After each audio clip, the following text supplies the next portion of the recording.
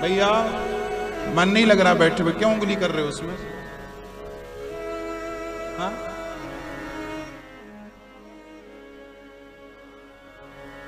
तो शंकर जी पार्वती को कथा, माता जी सो गई, पास में एक तोता बैठा था, शुक। वो शुक मन में सोचा कि यदि आज मैंने हुक्का नहीं दिया तो शंकर जी कथा सुनाना बंद कर देंगे और फिर कभी कथा नहीं सुनाएंगे। तो तोते ने माता जी के शब्दों में हुक्का देना शुरू कर दिया और कथा पूरी चलती रही। शंकर जी ने कथा सुनाई तो तोते ने सुन ली। माता जी तो आनंद से सो रही थी, तोते ने बढ़िया सी कथा सुन ली और कथा पूरी हुई तो शंकर जी ने जयकारा लगाई, बोलिए बांके बिहारी लाल की।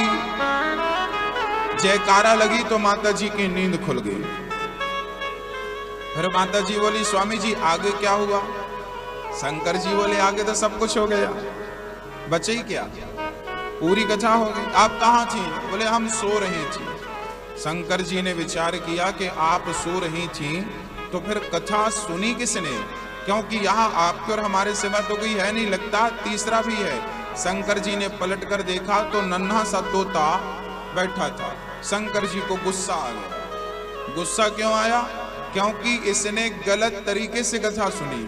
कथा कभी भी पीछे बैठकर नहीं सुननी चाहिए और कथा कभी व्यास पीठ के ऊपर बैठकर नहीं सुननी चाहिए। अब आपने पीछे बैठकर सुनी है, शंकर जी ने कहा कि ये गलत तरीके, सजा मिलनी चाहिए। शंकर जी त्रिशूल निकालकर दौड़ने लगे, नन्हा सा तोता भागा। बद्रीनाथ में व्यास जी की पत्नी मासिक धर्म से निवृत्त होकर अपने केस सुलझा रही थी। उसी क्षण उन्हें जमहाई आई। जमहाई आई तो उनका मुंह खुला, मुंह के द्वार से वो तोता मां के गर्भ में प्रवेश कर गया। शंकर जी बोले, देवी हमारा चोर निकालो, कहाँ छिपा रखा है? कौन सा चोर? बोले हमारी कथा सुन ली इसने। व्यास जी की पत्नी बोली, कौन सी कथा? बोले इसने अमर कथा सुन ली। और जो अमर कथा सुन ली, अब व्यास जी की पत्नी बोली, जब सुन ही लिया तो मरेगा कैसे? और मार डालोगे तो अमर कथा की महिमा कम नहीं हो जाएगी? अब तो शंकर जी कैलाश चले गए पार्वती को लेकर। सच्चाई तो यह थी कि कथा उस तोते को ही सुनवानी थी। पार्वती को शंकर जी ने निमित्त बनाया। अब शंकर जी चले गए। वो तोता मां के गर्भ में 12 वर्ष तक रहा। 12 वर्षों बाद जब निकला तो दिव्य तत्रा भवद भगवान व्यास पुत्रो यद्रच्छया गामट मानो नपेक्षा अलक्ष्य लिंगो निज लाभ तुष्टो व्रतश्च बालैरवधूत वेशः। शंकर जी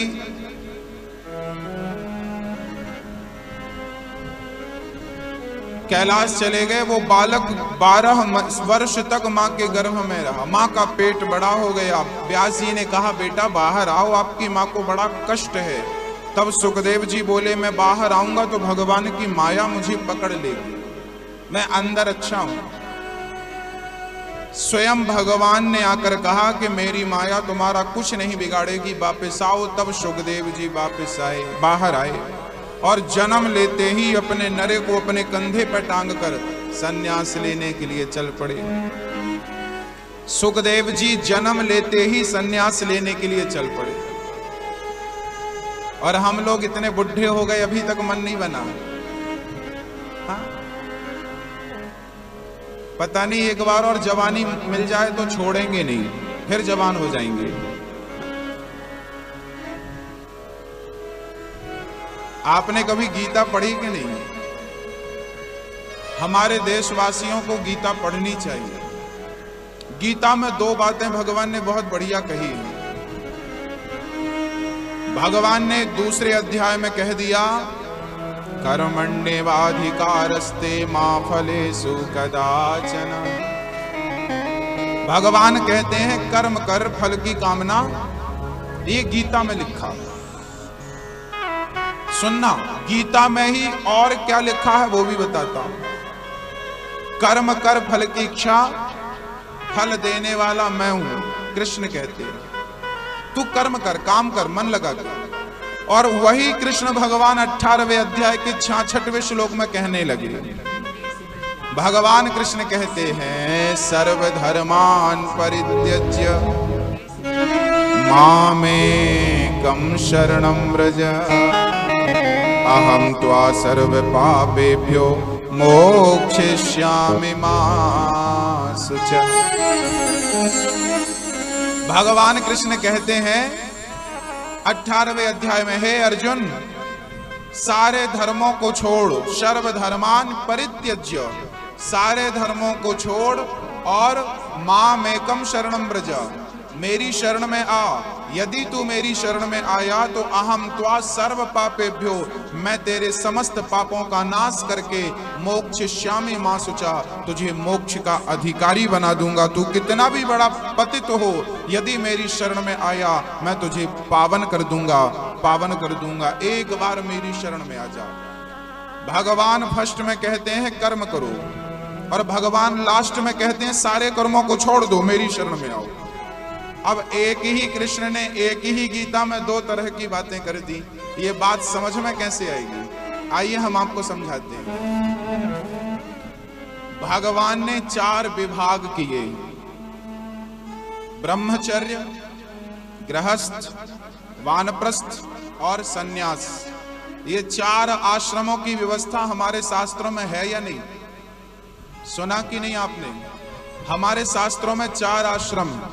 ब्रह्मचर्याश्रम 25 साल तक, गृहस्थ आश्रम 50 साल तक, वानप्रस्थ आश्रम 75 साल तक, और उम्र बच जाए तो सन्यास 100 साल तक।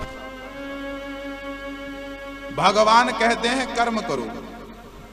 ये बात किसके लिए कही गई है? ये बात कही गई है 50 साल तक के आदमी के लिए।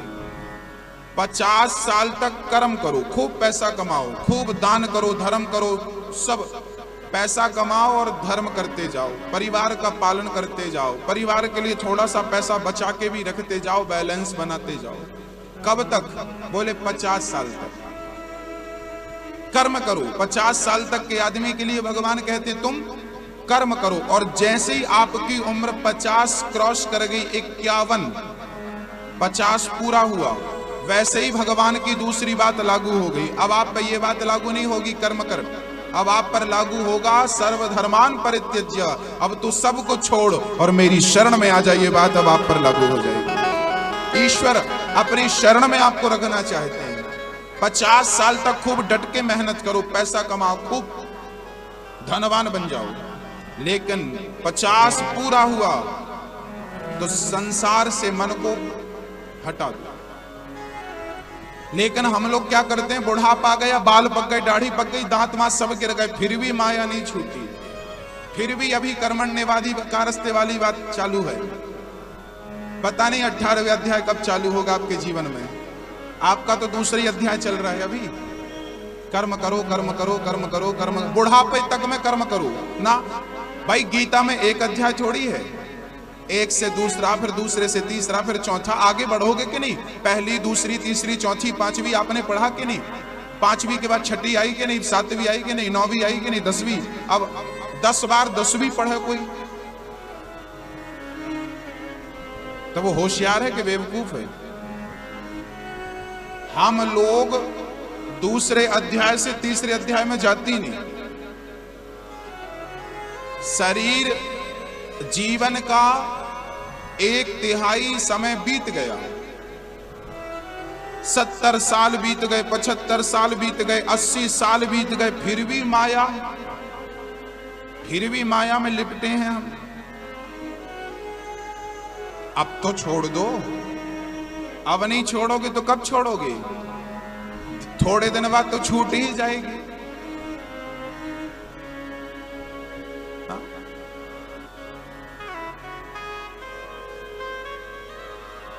एक सज्जन को हमने देखा, लगभग 80 साल की उम्र थी, बच्चे कमा रहे हैं। मैं आपसे एक प्रश्न करना चाहूंगा, आप मेरा प्रश्न का उत्तर दीजिएगा।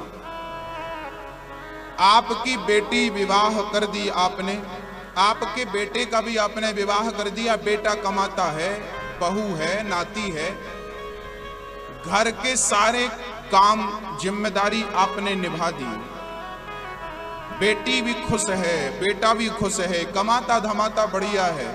अब बताओ आपका क्या काम है घर में? क्या काम है? जबरदस्ती टांग अड़ानी है बच्चों के काम। अब तुम निवृत्त हो गए हो भाई अपनी जिम्मेदारियों से, अब तो भगवान की तरफ मुंह कर लो, अब तो संसार की तरफ पीठ कर लो। अभी बुढ़ापा आ गया फिर भी मेहंदी पोत पोत के सब काला किया, फिर भजन नहीं करेंगे।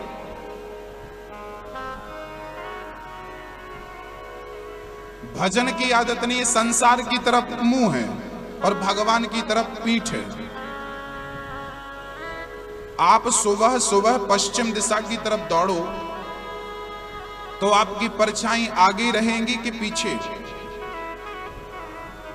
आपकी परछाई आपके जस्ट आगे होंगी। यदि आप पश्चिम दिशा की तरफ सुबह सुबह दौड़ेंगे, चलेंगे, तो आपकी परछाई आगे, जितना पकड़ना चाहेंगे परछाई को, परछाई उतनी भागेगी। क्यों भाग रही है? क्योंकि आपने सूर्य भगवान की तरफ क्या कर रखा है? क्या कर रखा है? पीठ कर रखी है, पीठ।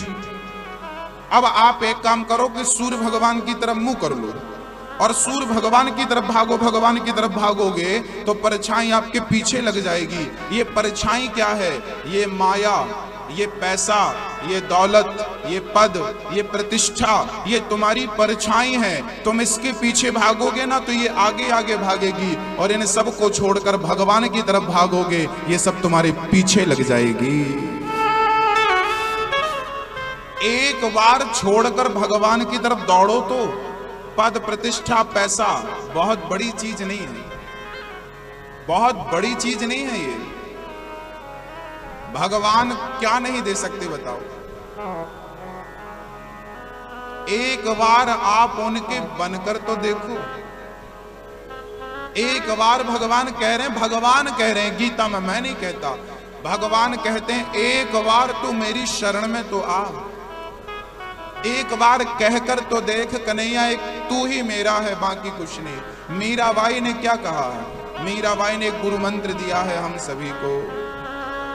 मीराबाई कहती है, मेरे तो गिरधर गोपाल, दूसरो ना कोई। ये सिद्धांत कितना बढ़िया है। मीरा की ये बात याद कर लो कि मेरा तो कन्हैया, बुढ़ापा आ गया, 60 साल के हो गए आप, माना कि, तो अब आप ये समझ लो कि मेरे तो गिरधर गोपाल, दूसरो ना बेटा मेरा, ना बहू मेरी, ना नाती मेरा, ना पत्नी मेरी, ना पति मेरा, बस मेरे तो गिरधर गोपाल।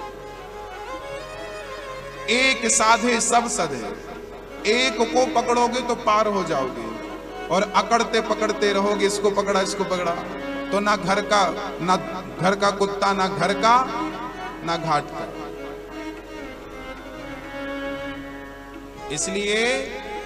इसलिए भगवान का चिंतन सुखदेव जी ने जन्म लिया और चलने लगे। मीराबाई तो दीवानी होकर, मस्तानी होकर गली गली घूम रही है, श्याम सुंदर की दीवानी। जब तक संसार से प्रीति टूटेगी नहीं, जब तक मन संसार से हटेगा नहीं, तब तक भगवान में मन लगेगा कैसे? लोग कहते हैं गुरुजी मन नहीं लगता, पूजा में बैठते हैं मन नहीं लगता, मन नहीं लगता। मन ना लगने का कारण क्या है? कारण यही है कि आपने ऑलरेडी अपने मस्तिष्क में, अपने दिमाग में बहुत कुछ भर रखा है। 1000 रिश्ते नाते आपने बना रखे। आपको किसी की शादी का कार्ड ना मिले तो आप गुस्सा हो जाते हैं। आप जबरदस्ती दुनिया वालों से जुड़ना चाहते हैं, आपके अंदर उत्सुकता होती है जुड़ने की। क्या यही उत्सुकता भगवान से जुड़ने की हुई? नहीं। दुनिया वाले ने याद नहीं किया तो बुरा मान गए, पर भगवान ने याद नहीं किया इसका बुरा नहीं माने। आपने उन्हें याद किया नहीं इसका बुरा नहीं माने। मन ना लगने का कारण यही है, हमें जरूरत ही नहीं पड़ती। थोड़ा बढ़ाओ इसको भाई।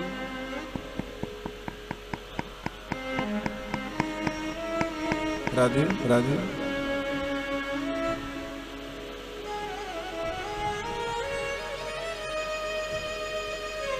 सुखदेव जी जन्म लेते ही सन्यासी हो गए। पिताजी पुकार रहे हैं, बेटा रुक जाओ, शादी कर लो, विवाह कर लो। सुखदेव जी बोले हम चक्कर में फंस जाएंगे तो निकल नहीं पाएंगे। ये चक्रव्यूह ऐसा है कि यहां कोई आ जाए वापस निकल नहीं पाता। अभिमन्यु है हम लोग, अभिमन्यु चक्रव्यूह में जाना तो जानते थे, वापस आना नहीं जानते थे। ये गृहस्थी एक चक्रव्यूह है, इसमें हम लोग पढ़ तो गए, आ तो गए, निकल नहीं पाए। मृत्यु हो गई, उलझी उलझी। जबकि शास्त्र कहते हैं कि शादी करो, जाओ गृहस्थ में, पर गए हो तो फिर वापस भी आओ, 50 के बाद वापसी कर लो। ना ना, 50 के बाद तो आदमी और उलझ जाता,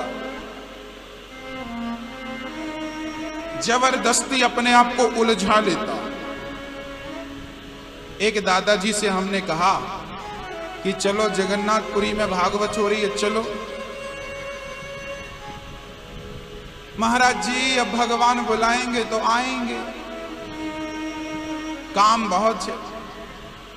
उम्र कितनी थी? 70 साल। अब पता नहीं क्या काम है, और काम तो उस दिन भी रहेगा जिस दिन मरोगे, फुर्सत तो उस दिन भी नहीं मिलेगी। तमाम देखने वाले आएंगे, रोने वाले आएंगे, बहुत काम रहते हैं उस दिन आदमी को जिस दिन मरता है। मरना पहला काम, फिर कंधे पे लद करके जाना दूसरा काम, फिर चिता में जाके जलना तीसरा काम। और आदमी बस नहीं जलता, आदमी जलता है तो उसके साथ उसका अहंकार भी जल जाता है। हम कहते हैं अहंकार मिटा दो, नहीं मिटता। मिटेगा कब? चिता में मिटता है इकट्ठा, सब जल जाता है। जब तलक रहेगी जिंदगी, फुर्सत ना होगी काम से। कुछ समय ऐसा निकालो कि प्रेम कर लो भगवान से। समय होता नहीं है किसी के पास। एक आदमी समुद्र के किनारे खड़ा था, एक महात्मा जी निकले। क्यों खड़ा है भाई? बोला मैं सोच रहा हूं कि ये लहरें शांत हो जाएं फिर स्नान करूंगा। संत जी बोले ना ना, तुझे स्नान करना है तो इन्हीं लहरों में घुसना पड़ेगा। ये लहरें शांत होने वाली, सुबह का खड़ा, शाम हो गई, इंतजार क्या था कि लहरें शांत हो जाए। क्या लहरें कभी शांत होंगी? जैसे समुद्र की लहरें कभी शांत नहीं हो सकती, आपको स्नान करना है तो लहरों में घुस के स्नान करना पड़ेगा। ऐसे ही आप सोचो कि काम पूरे हो जाएं फिर भजन करेंगे, तो काम भी समुद्र की लहरों की तरह है। एक काम पूरा होता है तो दूसरा काम तैयार हो जाता है, दूसरा पूरा होता तीसरा काम तैयार हो जाता है। काम कभी पूरे नहीं होते। इन्हीं काम के बीच में अपने राम को याद करना पड़ेगा, ईश्वर को याद करना पड़ेगा। अलग से आप सोचें कि हमें समय मिल जाए, तो आप ही बताओ कब मिलेगा। आप अभी जगन्नाथपुरी में बैठे हो, घर पे होते तो कोई ना कोई काम होता कि नहीं? निकाला आपने समय तो निकल गया कि नहीं? निकाला तो निकल गया, नहीं निकालते तो काम तो सबके पास है। काम सबके पास। तो काम के चक्कर में राम ना छूट जाए, क्योंकि काम महत्वपूर्ण नहीं है, राम महत्वपूर्ण। हम काम को महत्व देते हैं, राम को महत्व नहीं देते, ये समस्या। शुकदेव जी जंगल गए, ध्यान मग्न हो गए। कुछ देवांगना स्नान कर रही थी निर्वस्त्र होकर। शुकदेव जी गए, उन्हें लज्जा नहीं आई। व्यास जी को देखकर उन्होंने लज्जा की। व्यास जी ने कहा, देवी हो, मेरा जवान पुत्र गया और तुम तो लज्जा नहीं आई तुम्हें, हमें देखकर लज्जित होती हो क्यों? तब कहा कि आपके पुत्र को पता ही नहीं कि स्त्री और पुरुष क्या होता है, जबकि आपको पता, इसलिए हमें आपको देखकर लज्जा आई। अर्थात शुकदेव ही एक ऐसे थे जिन्होंने काम को और क्रोध को जीत रखा था, जीत लिया। भक्तों, शुकदेव जी जंगल में समाधिस्थ हो गए। व्यास जी ने एक श्लोक रटा करके भेजा, वरहा पीडम नटवर बको कर्णयो कर्णिकारम। भगवान कितने सुंदर हैं। शुकदेव जी को लगा इतना सुंदर कोई है, फिर समाधि लग गई। व्यास जी के शिष्यों ने कहा कि समाधि तो खुली थी पर लग गई फिर से। तब उन्होंने श्लोक दूसरा याद कराया, अहो बकीयम स्तनिकालकूटम जिघांसया पाययदाप्य सात्वी।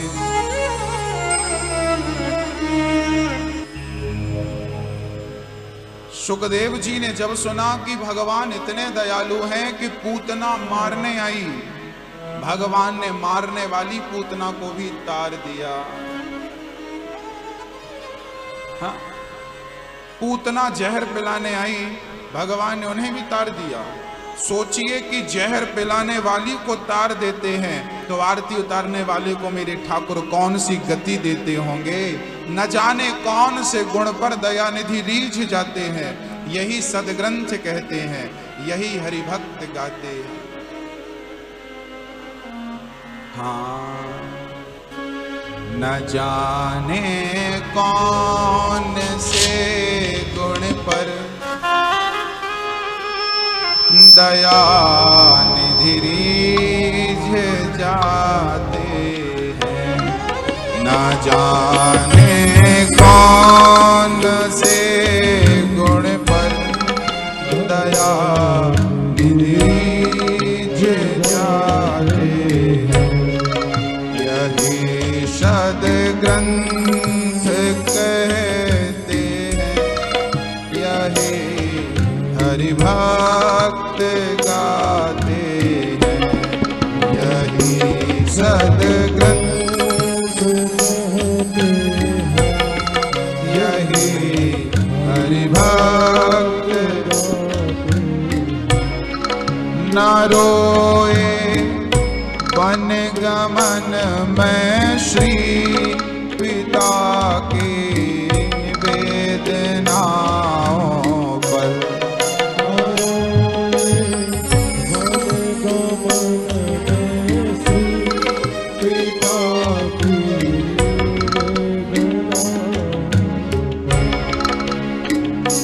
जब राम जी वनवास गए तो पिता दशरथ जी रो रहे थे, राम मर जाऊंगा मैं, जी नहीं पाऊंगा। प्रजा रो रही, मां कौशल्या रो रही, सारे लोग रो रहे, पर राम की आंखों में आंसू नहीं थे। राम जी कहां रोए? बोले राम जी जंगल में रोए। किसके पास? खुद के पिता मर गए, राम रोए नहीं। और कहां रोए राम जी? उठा कर गीध को निज गोद में आंसू बहाते हैं। उठा कर गीध को निज गोद में आंसू बहाते हैं।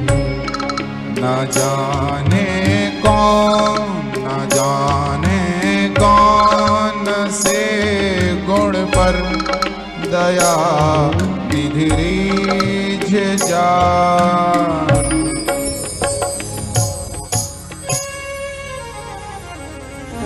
राम जी पिता के मरने पर नहीं रोए, तो रोए कहां? जटायु के मरने पर राम जी रोए। जटायु के पंख काट दिया रावण ने, जमीन पर गिर गया। किसी ने जटायु से कहा, जटायु क्या तुम्हें पता नहीं था कि रावण से पंगा लोगे तो परिणाम यही होगा? जटायु बोला, मुझे पता था। तो पंगा क्यों लिया? जटायु बोला कि मैं हाथ पर हाथ रख के बैठता, उससे अच्छा है कि किसी नारी की रक्षा के लिए मैंने कम से कम अपना कदम तो बढ़ाया। हाँ, मैं विजय नहीं प्राप्त कर सका, वो अलग विषय है, पर कोशिश तो की, सत्य को बचाने की कोशिश तो की। मैं उनसे अच्छा हूं जो कोशिश भी नहीं करते। कोई नारी लुट रही है तो क्या हम बैठे रहें? कोशिश तो करो। सुग्रीव ने भी देखा था रावण को सीता को ले जाते हुए, पर सुग्रीव ने कोशिश नहीं की, जटायु ने कोशिश की। तो किसी ने कहा कोशिश कर ली, अब पंख कट गए, अब राम के पास कैसे जाओगे?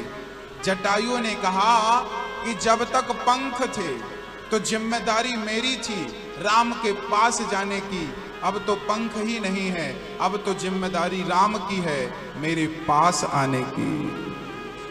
और राम जी ने वो जिम्मेदारी बखूबी निभाई और राम स्वयं चलकर आए, जटायु के पास आए चलकर।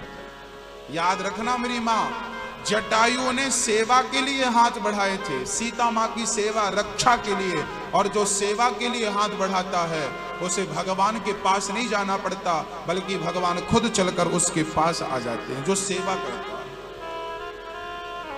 इसलिए परहित सरिस धर्म नहीं भाई, पर पीड़ा सम नहीं अधमाई। परहित करना, लोगों का हित करना सबसे बड़ा धर्म बताया है, सबसे बड़ा धर्म है सेवा करना। भक्तों, सुखदेव जी आए और उन्होंने भागवत श्रवण की। सूत जी से सौनक जी ने प्रश्न किया था, मनुष्य का धर्म क्या है? अब चलते हैं भागवत के इस उत्तर पर। मनुष्य का धर्म क्या है? आप में से कितने लोग मनुष्य हैं? हाथ उठाओ। जो मनुष्य हैं वो हाथ उठाएंगे।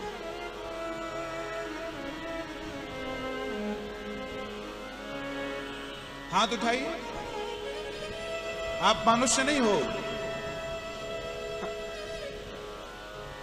अच्छा, आप लोगों को ना बड़ा अटपटा लग रहा होगा, ये प्रश्न बड़ा अटपटा, पर ये बात बिल्कुल सत्य है।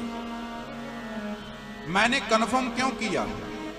क्योंकि बहुत सारे लोग मनुष्य जैसे दिखते तो हैं, पर मनुष्य होते नहीं। मनुष्य जैसा दिखना अलग बात है और मनुष्य होना अलग बात है। एक मां के दो बेटे हैं, एक बेटा मां की आरती उतारता है, पांव दबाता है, चरण धोकर पीता है, और दूसरा बेटा मां को थप्पड़ मारता है, मां को घर से निकालता है। दोनों ही दिखने में मनुष्य हैं, पर जरा आप बताइए इन दोनों में मनुष्य कौन है? कौन है मनुष्य? थप्पड़ मारने वाला, आरती उतारने वाला। मनुष्य जैसे तो दोनों ही दिख रहे हैं ना, इसलिए हमने कंफर्म कर लिया हाथ उठवा कि कौन कौन मनुष्य है। क्योंकि ऐसा तो नहीं कि मनुष्य जैसे शैतान भी होते हैं। भाई, रावण आया था सीता को चुराने, क्या बनकर आया था? साधु बनकर आया। साधु था थोड़ी, बन के आ गया। ऐसे ही आजकल ना बने बनाए मनुष्य बहुत मिल जाएंगे आपको, अंदर कुछ बाहर कुछ। हनुमान जी राम जी से मिलने गए तो पंडित जी बनकर गए, राम जी ने देखा भी नहीं। तुम भले ब्राह्मण बनकर आए हो, हम तुम्हें देखेंगे नहीं। तुम जैसे हो वैसे ही बनो, तब तुम्हें हम गले से लगाएंगे। और हनुमान जी जब अपने बंदर के रूप में आए तो राम जी ने उठाकर गले से लगा लिया। भगवान कहते हैं निर्मल मन जन सो मोहि पावा, मोहि कपट छल छिद्र ना भावा। मुझे कपट नहीं चाहिए। कपड़ों की दुकान में पुतले खड़े होते हैं, आपने भी देखे होंगे। कभी कभी धोखा हो जाता, कोई आदमी खड़ा, पास में जाकर देखो पुतला है, तो इंसान जैसे तो पुतले भी दिखते हैं। तो इंसान जैसा दिखना पर्याप्त नहीं है। इंसान उसे नहीं कहते जो इंसान जैसा दिखता हो, इंसान उसे कहते हैं जिसके अंदर इंसानियत हो, उसे इंसान कहते हैं। सभी में बांट कर खाए उसे इंसान कहते हैं, पराया दर्द अपनाए उसे इंसान कहते हैं। यूं भरने को तो पक्षी भी अपना पेट भरते हैं, सभी में बांट कर खाए उसे इंसान कहते हैं। अगर गलती रुलाती है तो नई राहें दिखाती है, मनुष्य गलती का पुतला है, ये अक्सर हो ही जाती है। जो गलती करके पछताए उसे इंसान कहते हैं। कई लोग गलती करते हैं पर गलती को स्वीकार नहीं करते। कई लोग होते हैं कि गलती करने के बाद सॉरी कह देते, क्षमा, गलती हो गई, अपराध हो गया, धोखे से हो गया।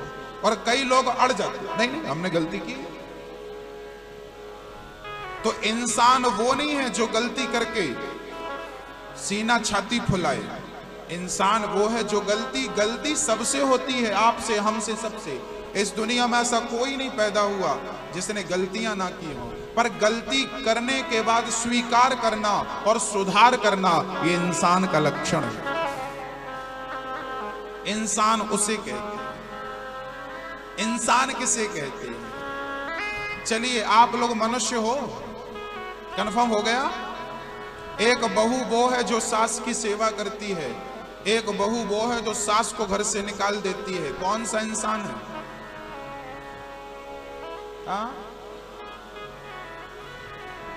इंसान। तो आप में से कौन कौन इंसान है, अब कन्फर्म करो।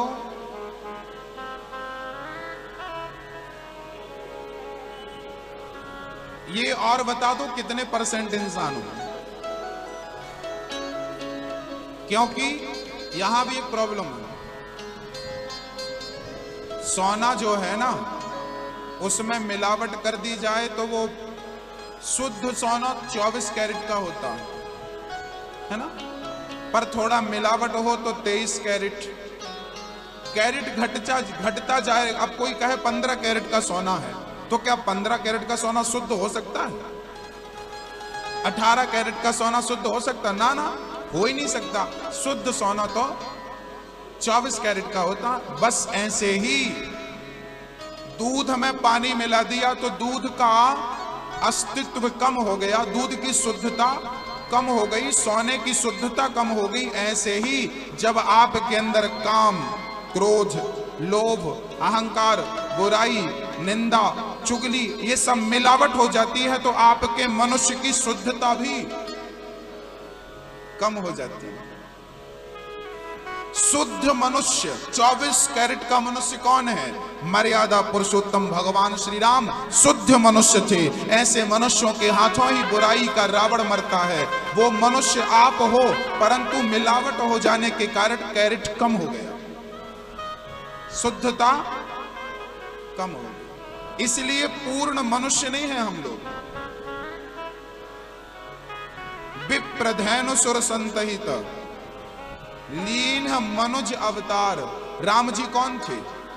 राम जी मनुष्य ही बनकर तो आए थे, आपकी और हमारी तरह।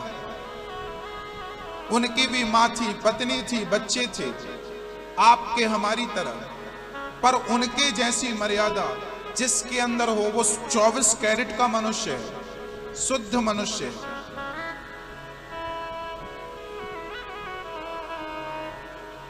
तो मैया जी आप लगभग कितने कैरेट की होंगी?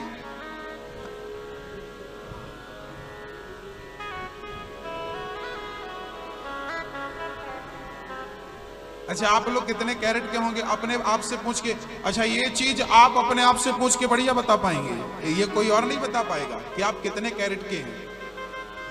2 कैरेट के बच्चे के, 10 कैरेट के बच्चे के, 23 कैरेट के हो के पूरे 24 कैरेट के हो। 24 के तो हमें लगता है कि